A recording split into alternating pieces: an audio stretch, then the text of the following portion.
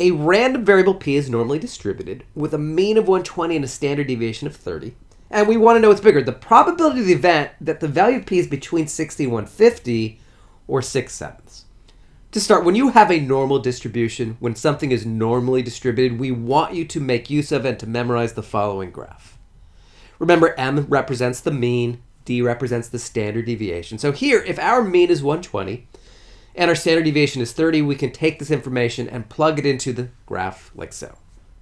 Now further recall, this region under the curve is 2% of the data, this one's 14%, and this one is 34%. And further recall that because this graph is symmetrical, these regions are 34, 14, and 2% as well. Now a random variable, that's just a variable that's selected at random. So the question is, what's the probability that the value for our variables between 60 and 150?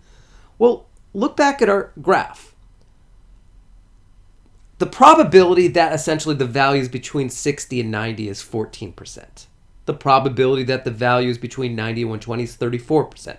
The probability that its values between 120 and 150, that's also 34%. In other words, if we were to add up those three probabilities, that would give us the probability of getting something between 60 and 150. So let's do the work. 34 plus 34 is 68.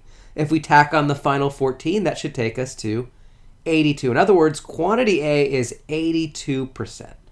Now, there's a couple ways we can compare these values. If we wanted to, we can represent 82% as 82 over 100 and cross multiply. Faster, maybe something you wouldn't think about on your own. Let's think about quantity B, 6/7. That's really 7/7 minus 1/7. 7/7 is 1, and one thing we should all know is that 1/7 is 0.14. So quantity B is really 1 minus 0.14, which is 0.86. That is 86%. Quantity A was 82%. That's the proof that B is bigger than A. That's why here the correct answer is B.